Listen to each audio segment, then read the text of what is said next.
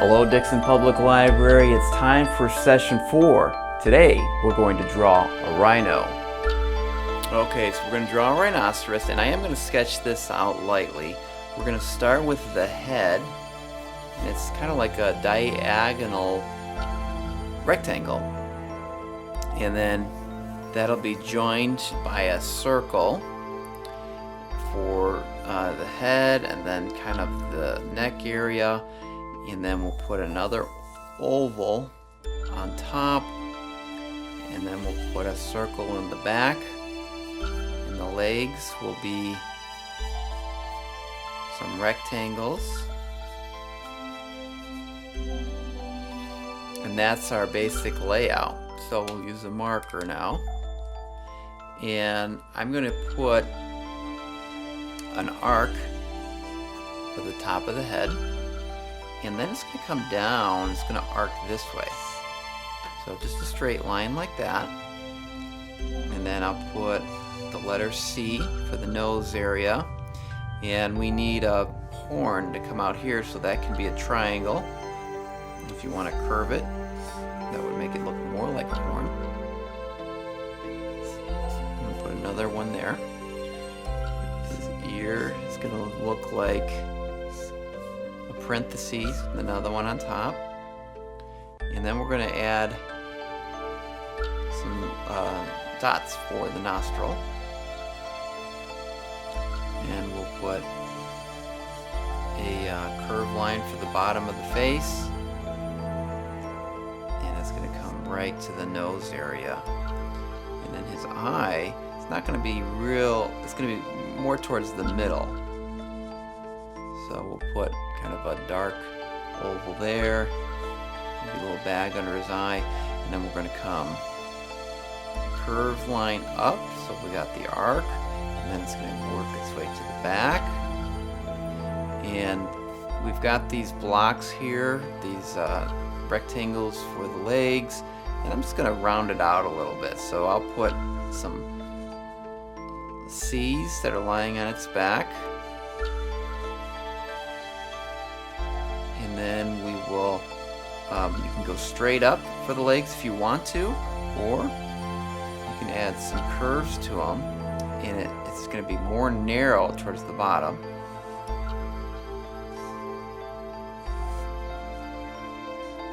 Okay, and then we're going to get this back leg here, so it's going to be a curved line down this way, and a curved line this way.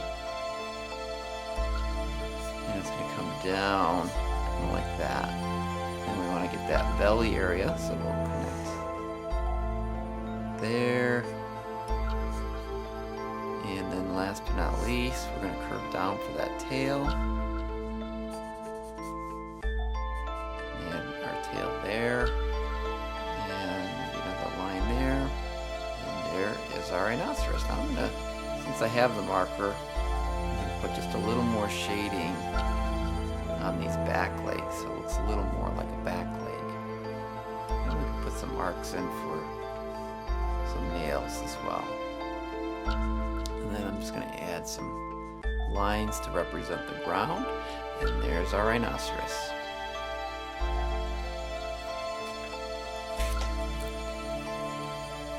Okay, we're going to do a kangaroo. The kangaroo is going to have kind of a teardrop shape of a head, and if you don't know how to do that, you can start with a circle, and you make a smaller circle, and then you just connect them, kind of like that. Now I'm not going to go, you could go all, well, let's do it, connect it all the way like that, and then I'm going to put the nose in, and for the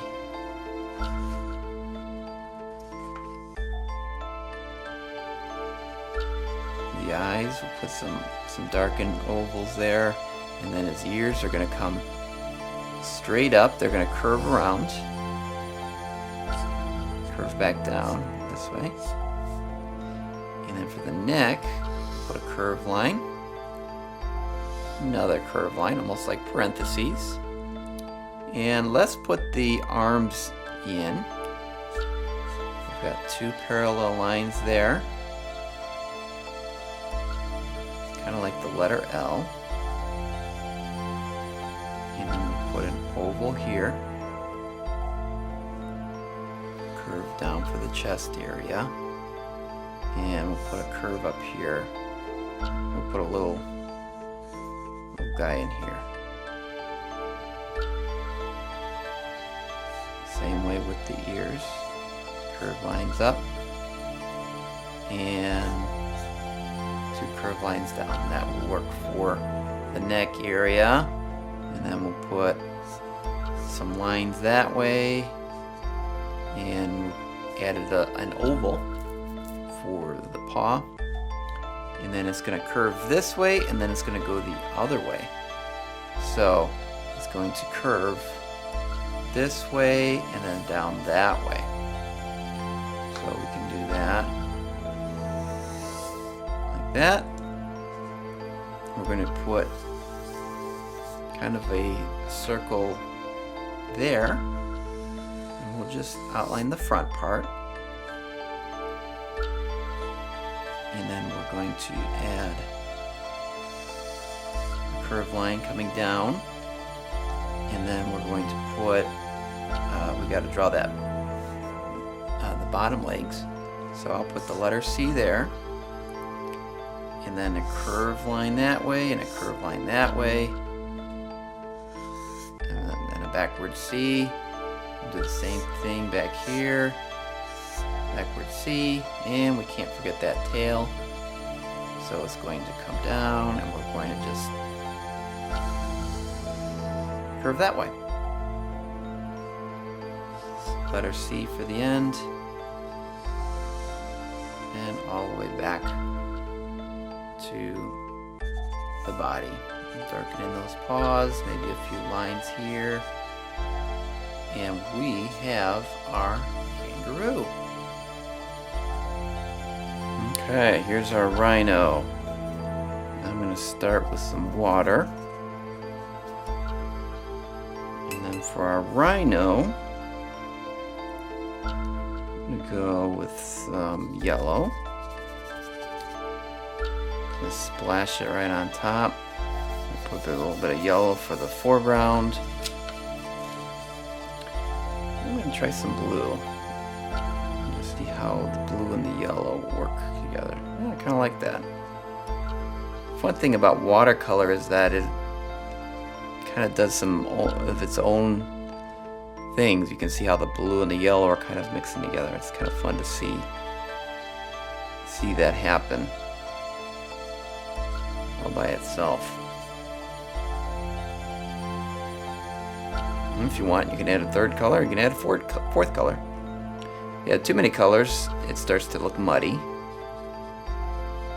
But maybe you're looking for muddy, so feel free.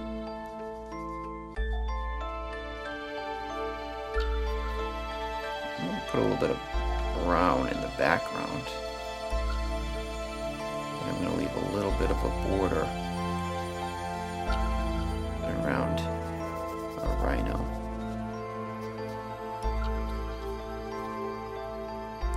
Mix in a little bit of green. Kind of let your imagination decide what's in the backdrop. I haven't really been very specific. I didn't really say, well, that's trees and that's a rock, but your mind kind of paints the picture sometimes when you just give a little suggestion. You don't have to fill in every detail. I think I'll put a little bit of green on the rhino as well.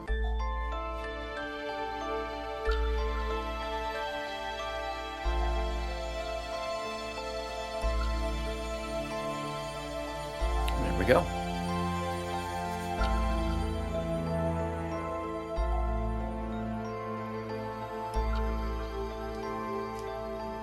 It's time for the kangaroo. I'm going to start with some yellow.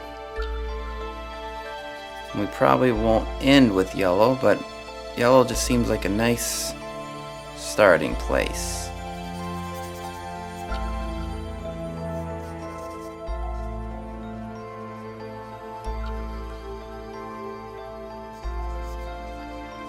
add some orange. Adding a lot of water so that it mixes nicely.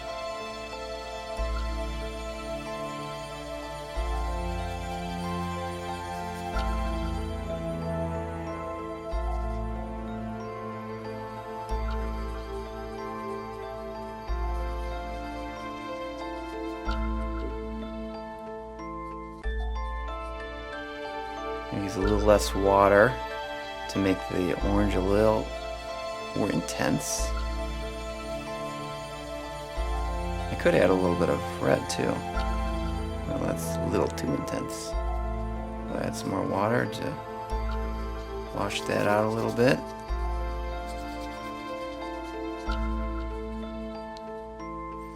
And then now that we have that, I think for the background, I'll add some more water. Get some red in it. And I think I'll put some blue. Watered down, because I don't really want too much color. I'm going to add some yellow for the bottom.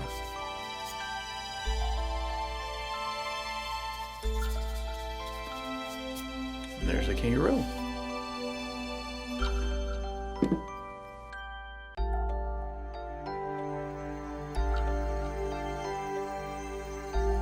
Well, I hope yours turned out nicely, and that's going to wrap it up for today, and I'll see you in session 5.